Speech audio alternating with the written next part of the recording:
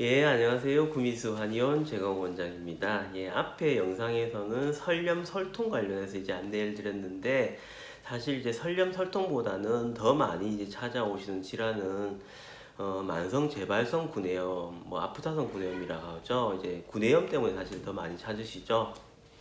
조금 구별하면 설염 설통은 이제 염증을 동반하지 않고 통증 위주로 오시고, 그러면서 연세 많으신 어르신들한테 많이 생기다 보니까 치료를 미루기도 하고 치료를 방치하기도 이렇게 하는데, 실제로 구내염 같은 경우는 이제 구강 점막이나 혀에 이제 염증이 보이거든요. 하얗게 보이기도 하고 통증이 좀 있고, 그 다음 청소년부터 젊은 성인들까지 이제 조금 다양한 층이 많이 나타나 보니까 실제로 구내염 환자가 실제로는 더 많이 좀 찾으시는 것 같고, 저도 임상 케이스는 구내염 환자 케이스가 더 많습니다. 사실 구내염이 생기면 우선 이게 여기 염증이 보이다 보니까 피부과 진료를 우선 받아보시는데, 피부과 뭐 연고를 실제로 외용제로 바르기도 하고, 그렇게 하면서 조금씩 사그라드는 경우도 있는데, 문제는 이제 환자분들 입장에서는 이게 피곤하기만 하면 이제 만성적으로 계속 재발을 하다 보니까 그때마다 따갑고, 그때마다 조금 꺼끌꺼끌 불편한데 뭐 외용제를 바르고 하는 게 조금 불편해 하셔가지고, 혹은 그렇게 발라도 안 돼가지고 이제 오신 경우 있거든요.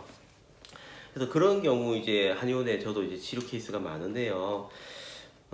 실제로 이 경우는 약간 이제 감별해야 될 질환이 베제트병이라고 합니다. 베제트병이라고 해가 자가면역성 질환이라고 하죠. 그런 베제트병도 구강이나 성기 같은 경우에 이제 궤양이 생기기도 하는데, 그거하고 조금 다릅니다. 이제 아프타성 뭐 구내염 같은 경우 만성 재발성 궤양성 구내염이라고 보통 이야기하는데, 실제로 이제 병의 원인 자체는 헤르페스 바이러스라고 이야기합니다. 사실 이 질환도 바이러스 질환이에요. 참 어려운 것들이, 바이러스 질환이 현대의학으로 좀 치료하기가 좀 힘들죠. 그런 경우 결국에는 이제 면역력 문제 쪽으로 가는 거고, 그런 경우 한의원 쪽의 어떤 처방들이 조금 더 유효성을 가지는 경우들이 실제로 많고요.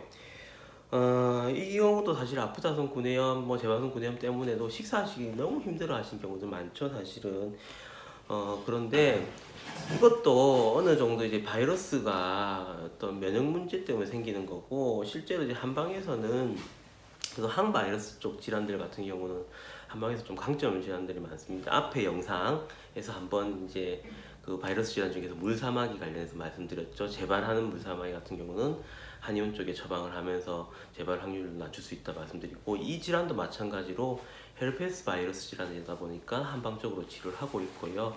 실제로 이제 우리 한의원에 볼 때도 이쪽 처방 같은 경우 감초 사십탕이라고 하는 처방을 많이 씁니다. 사실 한방에서는 혀를 이제 오장육부, 조금 이제 약간 이제 옛날 이야기지만 간신 비폐신 오장육부에서 심장 쪽하고 연결시키거든요. 심장의 기운들이 혀로 간다라고 연결시키고, 예를 들어서 이제 이렇게 보시면 아실 거예요. 간이 안 좋으면 눈이 안 좋아진다, 그 말 있잖아요. 그게 사실 한방에서도 있는 이야기거든요. 마찬가지로 심장 문제는 혀하고 연결되고, 그래서 신경을 많이 쓰시는 분들, 심장열이 많은 어떤 화체질, 스트레스 자극에 약하신 분들, 그런 분들한테 특별히 이런 이제 만성 구내염이 많이 생기기도 하고요.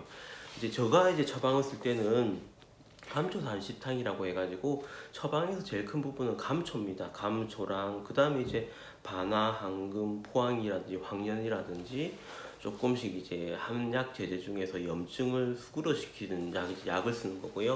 한의원 치료가 양방 치료하고 조금 다른 거는요. 우리는 치료 목표 자체를 재발 확률을 낮추는 걸 더 목표로 합니다.